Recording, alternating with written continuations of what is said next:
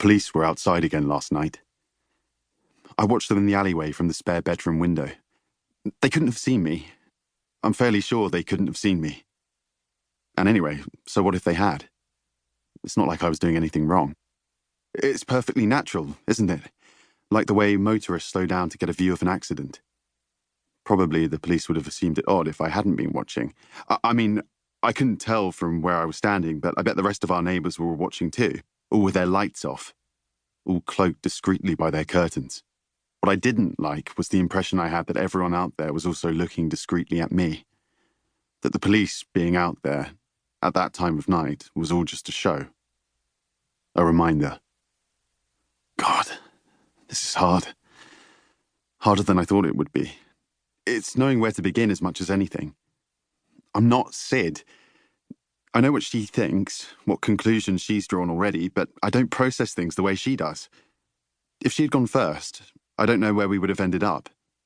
And I'm pretty sure I wouldn't have had a clue about where to go next. I guess for me, the only logical place to start is the day we first saw the house. This was back in April. It's September now. The 14th. At 3:17 in the morning, to be precise. Syd's in bed, but I couldn't sleep even if I wanted to. I doubt she's sleeping either, to be honest. I don't think she's slept properly in weeks. Me? I drop off easily enough.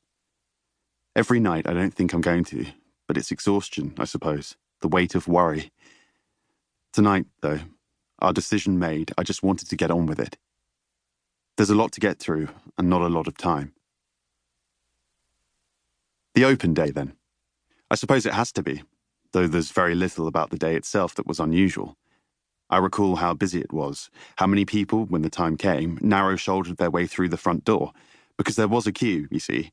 Not a line, but one of those messy, I was here first scrums you see at bus stops. We'd arrived 40 minutes early, and already there were half a dozen couples ahead of us. But that wasn't uncommon, not for a house viewing in London. The strange thing was that it wasn't just the house that was up for sale. Whoever bought it would also be buying everything the house contained. And once Syd and I had got inside, we saw that the entire place was stuffed with junk. Actual dragged home from the skip junk. Books, too, and clothes, coats, pictures on every square inch of wall, boxes stacked heedless of shape or size, plus furniture big and small in every crevice. It was like a live-in, life-and-death version of Jenga. Oh, and birds. Clearly the current owner was into dead stuff. Taxidermy, doing it, hoarding it, I couldn't tell. There was a hawk, a seagull, even a pigeon amid the scattered flock. Syd must have noticed them too.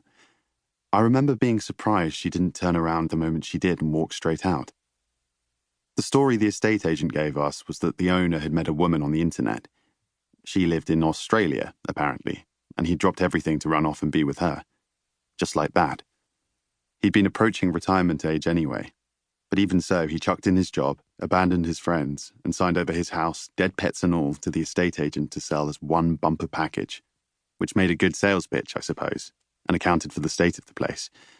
But personally, right from the off, I just couldn't see it. I mean, what sort of person would do that? And setting the storybook explanation aside for a moment, why? So, yes, that was odd. And for me, more than a bit off-putting. Maybe it wouldn't have bothered me so much if I'd fallen for the house itself. I mean, the layout wasn't a problem, and there was more than enough space. Lounge, kitchen, separate dining room, plus 1, 2, 3 bedrooms, not including the unconverted attic.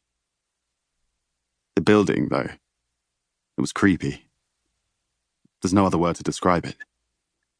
The garden was overgrown and the paintwork about as attractive as a skin complaint. The house stood alone, detached, marvelled the brochure, as though it had been shunned. There was a row of terraced houses on one side, huddled together as though for safety, and a block of flats with its back turned on the other. It looked and felt somehow ostracized. So I suppose all I'm saying is I didn't like the place. All that junk. The building itself, it just felt wrong.